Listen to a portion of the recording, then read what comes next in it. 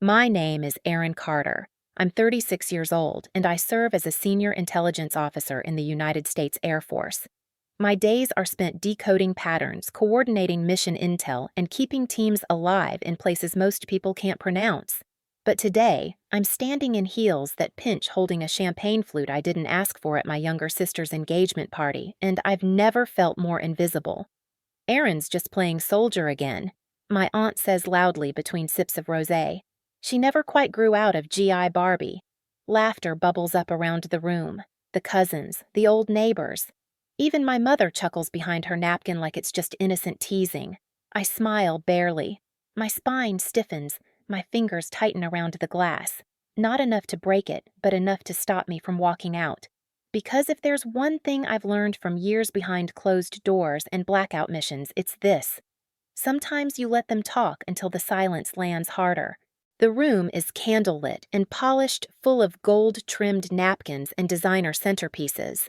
A live string quartet plays something slow in the background while waiters glide through with trays of canapes and shrimp towers. My sister Ava floats through the room like it was built for her. Long blonde hair, soft laughter, a diamond that catches light like it's performing. She kisses cheeks, clinks glasses, and introduces her fiancé Brian to everyone with the kind of pride you'd expect from royalty unveiling a prince. I've been here 42 minutes. Not one person has asked me about my job. Not one has said thank you for my service. They don't know I landed in Virginia from Ramstein Base 3 days ago. They don't care that I had to reroute my leave because of a data leak in Bahrain. I'm Erin, the awkward older sister, the one who never shows up for holidays, the one who didn't bring a date, the one they can mock safely because I never fights back. Still in computers, right one of Ava's friends asks as she picks a strawberry from her mimosa. I blink. Something like that. She nods like I've confirmed her suspicions. Oh, so you're like tech support in camo. She laughs. Ava snorts into her drink. I don't correct them. Because what would I even say? Yes, I run Joint Force intelligence briefs and have access to drone coordinates that would make your stomach turn. They wouldn't hear me. Not unless I showed them a uniform, and even then, they'd only wonder why my hair is short and I don't smile enough. The real kicker comes during the trivia game. A bridesmaid is reading questions off a card. Most are harmless who cried at the proposal. What's Ava's favorite cocktail until she smirks and reads the next one? Who's most likely to be mistaken for the hired help at this party? A few eyes flick toward me before anyone laughs. That's all it takes. A ripple of snickers. Someone whispers, "Well, she is standing kinda stiff over there." My mother actually raises her glass and says, "Oh, come on. Erin's used to being invisible. I feel it hit me like a cold wind in my lungs." And just as I'm setting my drink down to leave, he speaks. "Permission to speak freely, ma'am." The voice is low firm, command trained. Every eye in the room turns. Brian, my sister's fiancé, is standing by the mantel glass, still in hand, but posture changed. No more casual smile, no more party demeanor. Just locked eye contact with me. A hush spreads the kind that feels earned. Ava blinks. "Bree, what are you?" He takes a single step toward me and says loud enough for everyone to hear. "I thought I recognized you earlier, but I wasn't sure. 6 months ago, I was in a comms blackout outside Kandahar. My unit got pinned. We were going to die. And then a female voice came through with intel clear enough to make a move. That intel saved 3 men and turned the op." He pauses. Looks straight at me. "That was you, wasn't it?" The room holds its breath. I say nothing, just nod. Once. He doesn't hesitate. He salutes. Full posture. No irony. No hesitation. "It's an honor to stand in the same room, ma'am." You could hear a pin drop. The laughter gone, the trivia cards lowered, my mother pale, Ava frozen. And in that moment, I realize something deep in my chest. I don't need to correct them. The truth just did. I don't smile. Not yet, but I raise my glass. "To the happy couple," I say softly, "and to the things people never see. Until it saves their life." This is the part where most stories end. But mine was just starting to turn. because the people who spent their lives laughing at me were about to realize I stopped being the invisible sister a long, long time ago. I wasn't born invisible. I was born first, the oldest of 3 daughters to a mother who adored pearls-polished nails and public perception, and a father who checked out somewhere around year 6 of their marriage and never fully returned. I was the serious one, the smart one, the one who preferred maps to makeup, who built model planes while my sisters fought over lipstick in the bathroom. While Ava was learning how to charm a room, I was learning how to take it apart quietly. By the time I was 12, I already knew I didn't belong at the table where beauty was currency.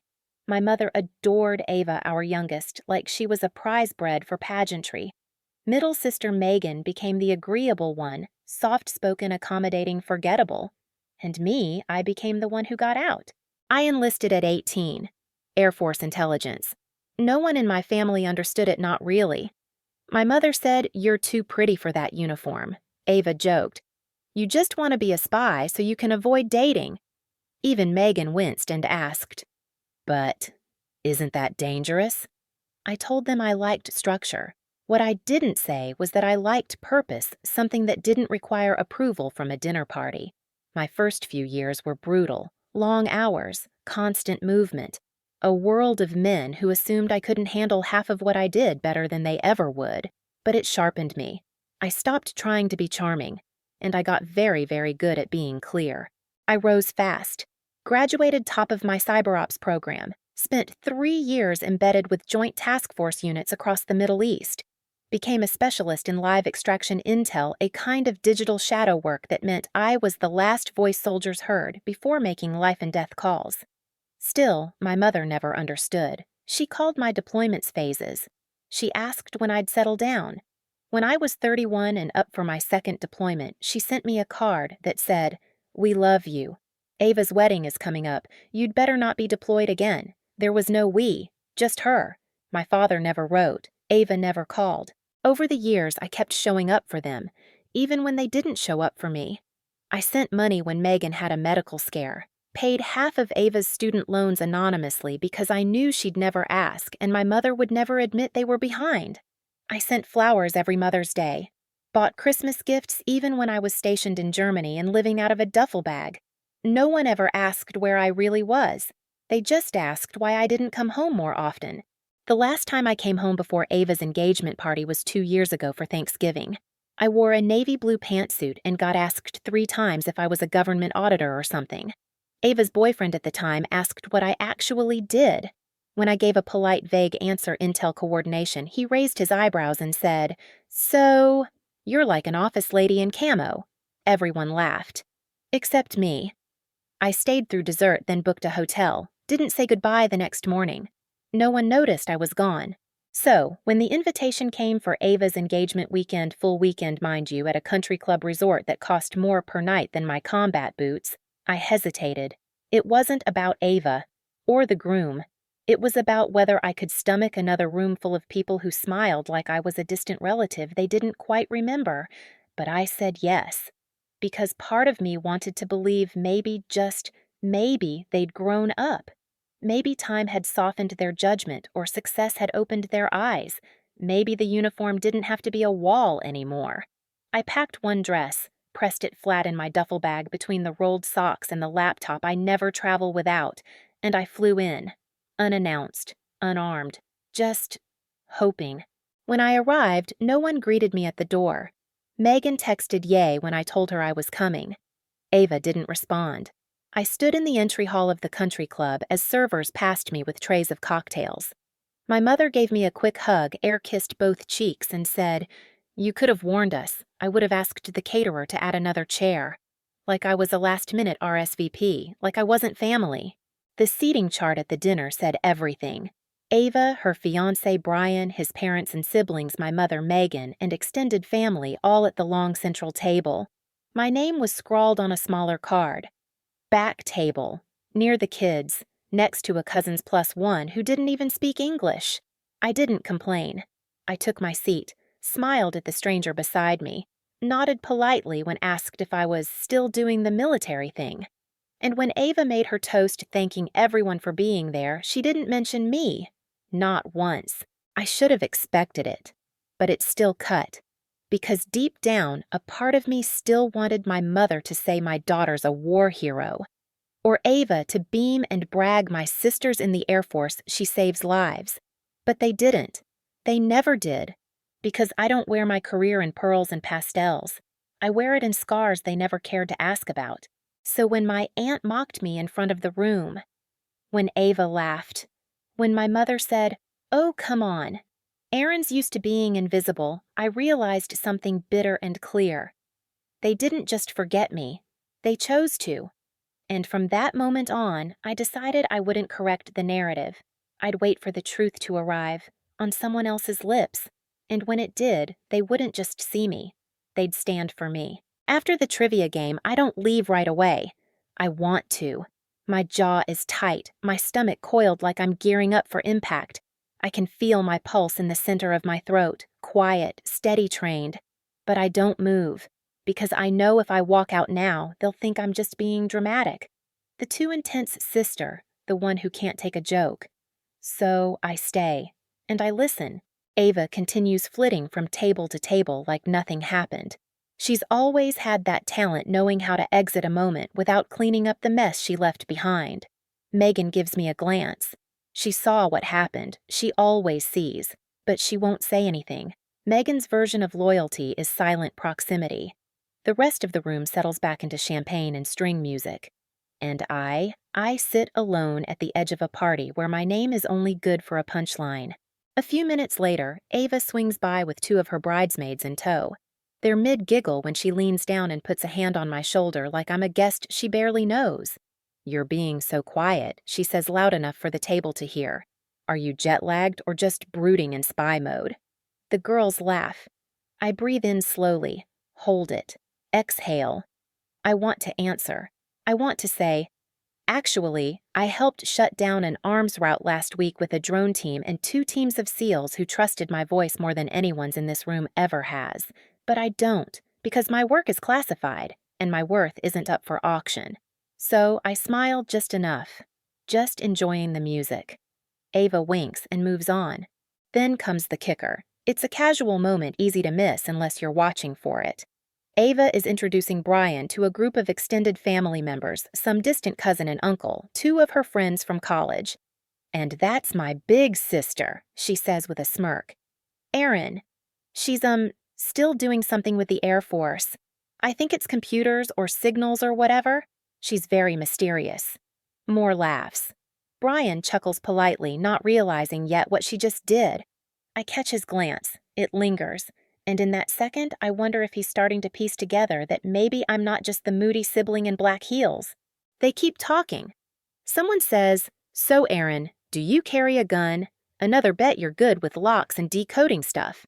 Someone else asks, "Do they give you real missions, or are you just behind a screen all day?" It's death by paper cuts. Each question more absurd than the last, each assumption more hollow, and the thing that stings most, not that they don't know me, it's that they don't want to. I excuse myself and step outside to the patio. The air is cooler out here, still thick with Georgia summer, but at least it doesn't carry the echo of laughter meant to humiliate. I take a long sip of water. My hand is still trembling. I hate that. Not the shaking, the reason. Because I've been calm under missile threats. I've issued commands with lives on the line. But this room full of people who share my DNA and still can't see me, this is what breaks me. I pull out my phone. A text from my CO is waiting. Confirmed groom Werk Brian Keller, former Delta, class of 12. Honorably discharged 2018. You were the field link on Operation Grey Vulture. My stomach drops. Grey Vulture. The mission outside Kandahar. The one where a Delta team was trapped for 42 hours without ground extraction. I was the voice in their ear the entire time. I was the one who coordinated a low-visibility drone corridor so they could escape under cover of a sandstorm. The one who stayed awake for 36 hours pulling thermal feeds while the team crawled toward extraction. Brian Keller. That was his team. I stare down at my phone. Breathe. This isn't a coincidence. It's a spark, and I know exactly what to do with it. I walk back into the party just in time to hear Brian telling a story from his service years. Something about comms going dark outside Kandahar. I step beside him and say casually, "Did your team have someone named Bowman on site?" He looks at me sharply. "Yeah, how'd you—" "You left him behind. Second Hill. He was injured, but he moved before the firestorm hit. He had a red marker scarf in his bag, right." Brian's eyes narrow. He stares at me for a beat too long. Ava blinks between us. "Wait. What are you two talking about?" He doesn't answer her. He's still staring at me. Then softly, he says, "You were Shadow Link." I nod once. That was my call sign. He exhales, blinks, shakes his head like he's trying to adjust to new gravity. He doesn't say anything else, not right away. But I see the gears turning behind his eyes. I see the exact second when I stop being the weird sister in the corner and become the person who saved his team's life. And then I walk away. I don't need to explain it. I just let him sit with it. Let the weight of my reality do what no defense ever could. That night, I get one more text from an unknown number. "I owe you more than I realized. We'll talk soon. B." I don't smile. Not yet. But the silence in my chest, it finally breaks, because something is shifting, and the room that tried to erase me is about to remember every word they said with shame. The next morning, I wake up before dawn. I always do. Years of ops conditioning means my body doesn't need alarms. Just silence. But today, the silence feels heavier. I'm lying in a plush guest room of the country club surrounded by pastels and monogrammed towels. Ava insisted I stay on site so it would feel like family. I think it was more about optics. To her, a wedding is as much about the appearance of closeness as it is about love. I stare at the ceiling and breathe slow, but the burn from last night is still there. Not the part with Brian, not the salute that never happened yet. The part before that. The part where my own mother laughed at my expense, where my sister used me as a joke to make herself shine, where not one person corrected them. That's the part that keeps scratching under my ribs. I get dressed in black slacks and a simple blouse. Nothing fancy. Functional, like always. Downstairs, the staff is setting up for the second event of the weekend, a brunch and gift exchange in the Rose Garden. Ava's idea, of course. She's already out there by the time I arrive, surrounded by laughter and floral print. I grab coffee and stay in the background. It's safer there. And predictable. The seats are labeled again. Mine is across from the kitchen exit, on a wobbly folding chair that wasn't meant to be part of the setup. I don't even pretend to be surprised. People begin filtering in. More congratulations, more polished smiles, more wedding chatter. I sip coffee and disappear in plain sight. Until my mother sits beside me. She leans in close, whispering like this is some kind of sacred confession. "You know, Erin," she says, "I hope you're not feeling too sensitive. It's just a party. No one meant anything." I blink at her. "No one meant anything, I repeat." She pats my hand. "You've always been so intense. You need to learn to let things go." Ava didn't mean any harm. That's when I realize she doesn't feel guilty. She feels inconvenienced, like my discomfort is an errant weed in her well-manicured social garden. Later, during the gift exchange, someone makes a joke about Army girls being scary. I'm not even Army, but I'm the only one in uniformed service, so the joke's clearly mine to absorb. A cousin laughs and says, "Let's hope Erin doesn't interrogate the DJ if the playlist goes off script." Another chuckle. Even Brian smiles, though it's faint, distracted. He's been quieter since last night, watching me. I say nothing. Again. But I feel it, the splintering. The moment when you realize not even your sister's fiancé speaking to you with respect will change the dynamic around you. Because they don't want to see it. They want the version of you that keeps her head down and her hands folded. After the gifts are opened, Ava pulls me aside. "Can we talk?" she says, leading me toward a hedge-lined path behind the venue. I follow, curious. She stops and turns to face me, arms crossed lightly. "I just wanted to say, please don't make this weekend about you." I blink. "I haven't said anything." "Exactly," she says. "You've been walking around like a ghost, staring at people, making Brian uncomfortable." I mean, I don't know what you said to him, but he's been off ever since. I let the silence fill the space between us. Then I say, you don't know what I said because you've never asked what I do. You've never wanted to know. She rolls her eyes. Oh my God, I know you're in the military or whatever. You've made your point. I haven't made a point, I say. I've been surviving your cruelty since I was 15. Her mouth tightens. This is exactly what I mean. You're always so dramatic. No, I say calmly. You're always so rehearsed. You know how to make everyone love you as long as they don't look too close. She flinches. Good. I walk away, not fast, not angry, just done. Back in my room, I sit on the edge of the bed and look at myself in the mirror. Short hair, clean lines, tired eyes. For a second, I see what they see. A woman who doesn't fit, who doesn't play by the rules of beauty or brunch or performative sisterhood. A woman who speaks when it matters, but not when it pleases. And then I remember who I really am. I remember lying in a dark ops tent headset, crackling a soldier's breath stuttering in my ear as I walked him step by step through a minefield. I remember holding my team's GPS in my hand during a sandstorm while the rest of the convoy had already evacuated and staying behind to make sure the last man got out alive. I remember the names. The lives that were saved because I stayed calm while everything around me was burning. I remember who I became when no one was watching, and I whisper it aloud, just once I am not invisible. You just never looked hard enough. My phone buzzes. It's Brian. Brian. I know who you are now, and I think they should too. I stare at the screen for a long time, then type back, me. They wouldn't listen to me. His reply comes instantly, Brian. Then let them hear it from me. For the first time in days, I smile. Not big. Just enough to feel it crack the armor I didn't realize I was still wearing. Because something is coming. And this time, I'm not walking away. Brian doesn't make an announcement that night. He doesn't pull out a mic, raise a glass, or gather everyone for a dramatic speech. Instead, he watches, observes, the way an operator does when he's reading the terrain before a strike.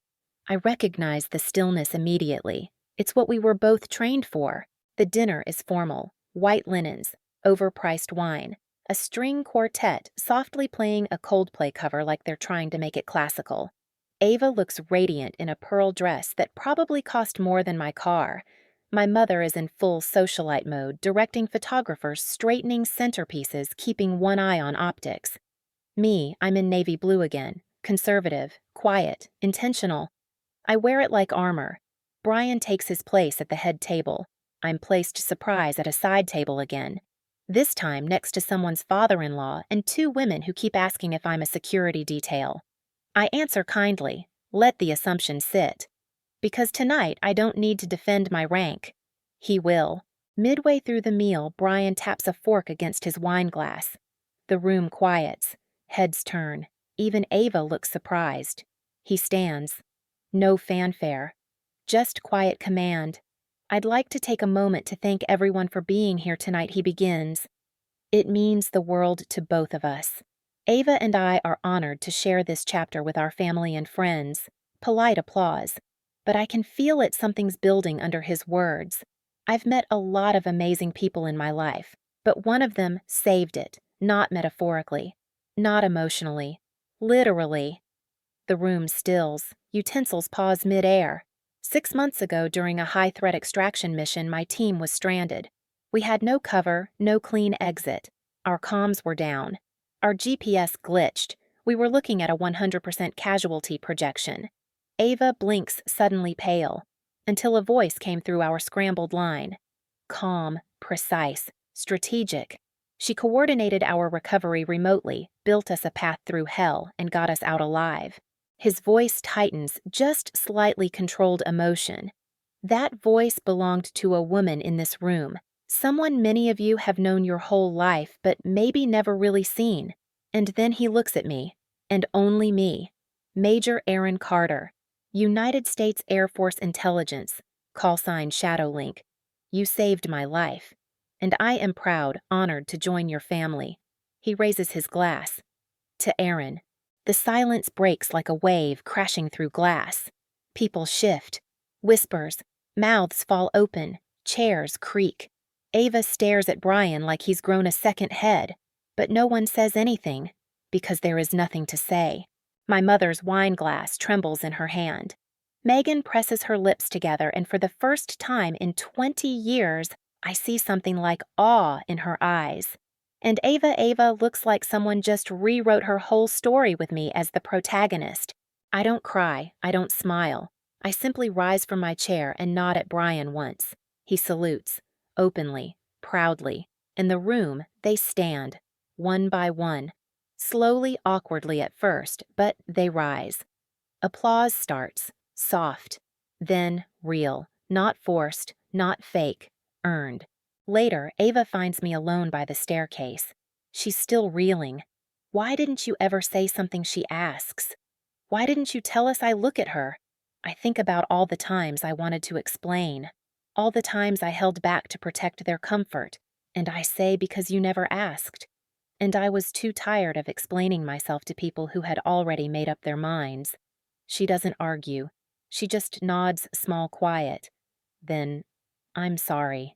It's not enough, but it's a start. Brian approaches a few minutes later. Thank you for letting me speak, he says. You didn't need permission, I answer. He smiles. Then thank you for not stopping me. He hesitates, then adds, I wish I had known sooner, but I'm glad I know now. And they are too, even if they don't know what to do with it yet. I nod. They will. The rest of the night passes in a blur. People approach me with hesitant curiosity. Suddenly they want to know what I do, where I've been, why I don't talk more. I don't give them everything, just enough. Because the point isn't that they finally heard my voice. It's that I didn't raise it, and they listened anyway. Back in my room, I sit on the edge of the bed and breathe. For the first time in years, the weight of my silence feels like a choice, not a burden. Not a punishment, not proof of exile, but a decision. To wait, to endure, and to let the truth arrive in the voice of someone they would believe. Tomorrow I'll leave. Return to base, return to purpose. But tonight, I sleep with the knowledge that they know now, who I am, what I've done, and that I never had to shout to be worth hearing. The next morning begins with an apology, not dramatic, not rehearsed, but awkward, hesitant, and for the first time in my life, real. My mother knocks on my guest room door. She's never knocked before. She steps inside still in her silk robe, her hair pinned like she's prepping for another photo. But her face is different. She looks older. Not old in age, but in understanding. She holds a coffee mug she didn't make for herself. It's black. No cream. Exactly how I've taken it since I was 17.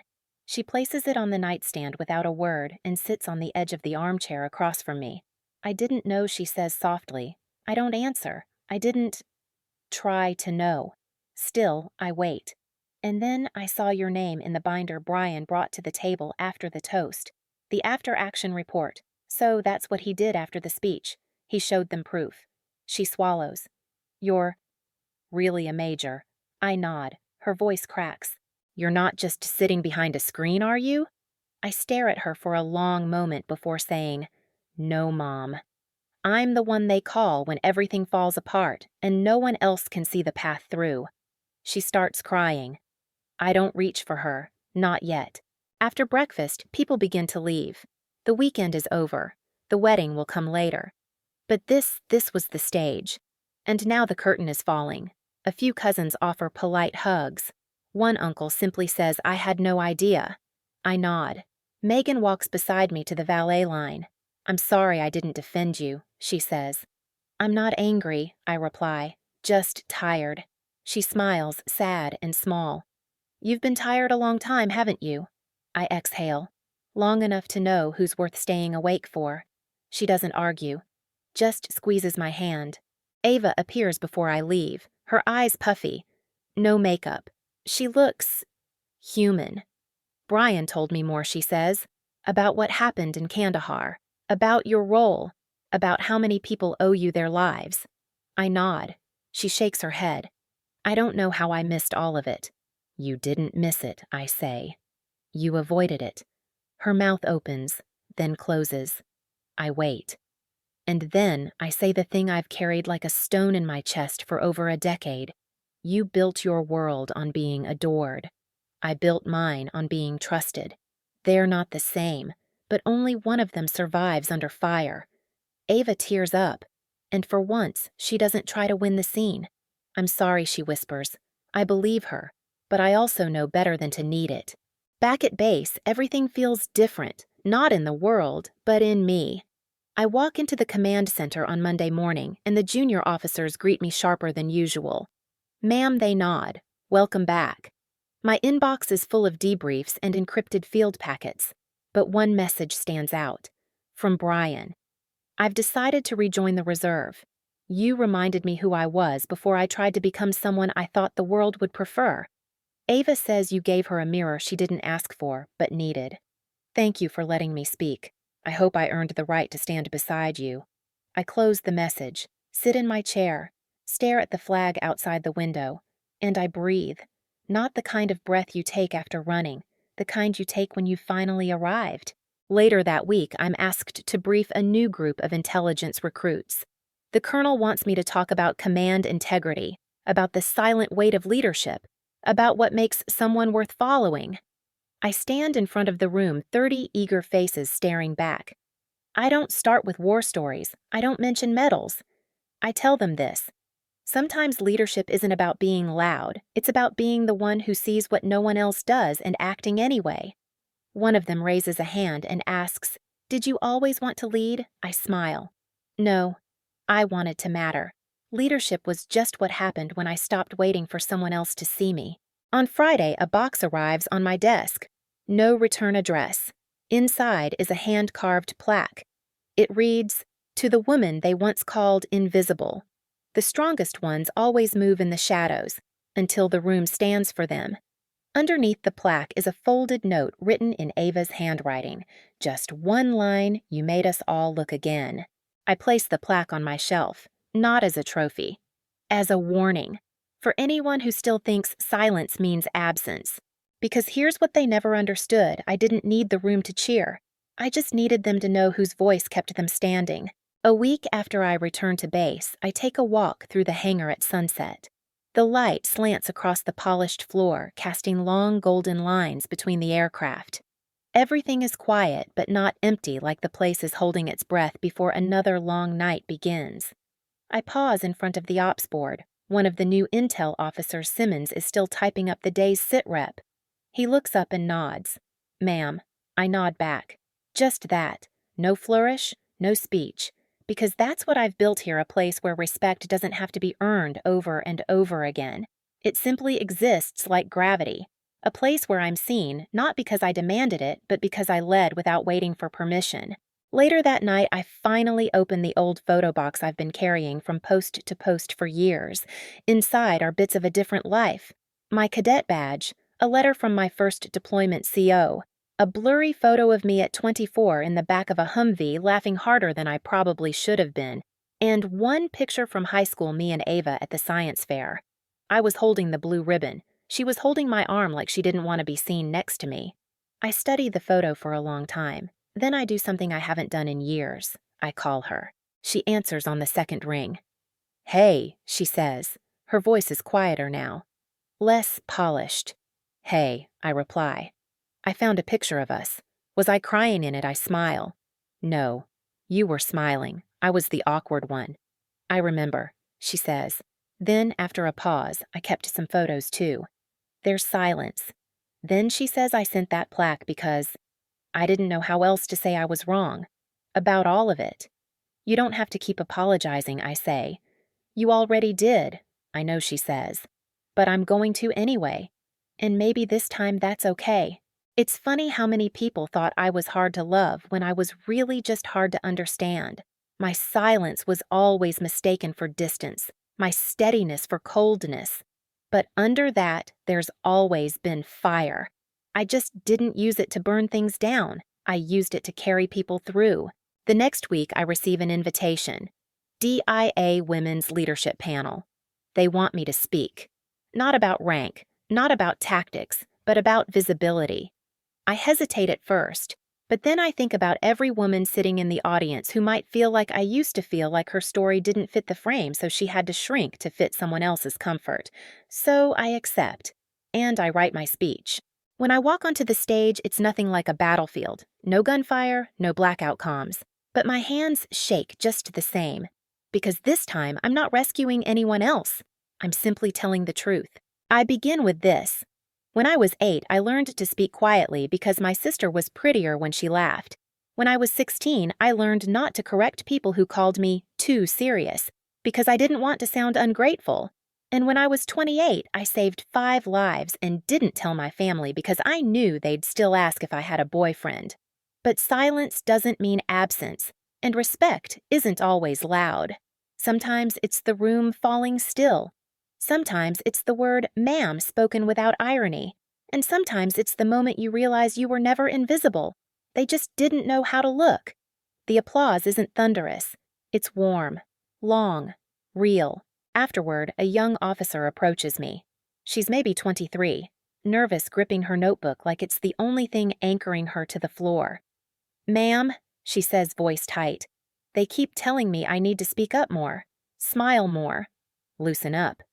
I nod. "And what do you want to do?" "I want to be accurate," she says, "and reliable. And the one they call when everything's on fire." I smile. "You're already her," I say. They'll catch up. And I realize that's what it's all been for. Not the medals, not the briefings, not even the toast at Ava's party. It's this, the quiet moment when someone sees themselves in you and you help them believe they're allowed to stay exactly as they are and still lead. Back at base, I walk through the hangar one more time before lights out. There's a sound I love more than any other. It's not the engines, not the radios. It's the sound of boots on polished concrete, steady, purposeful, without hesitation. And I hear it now, my own footsteps echoing softly in the dark. No one needs to announce me. No one needs to stand, because I know who I am. And now finally, so do they.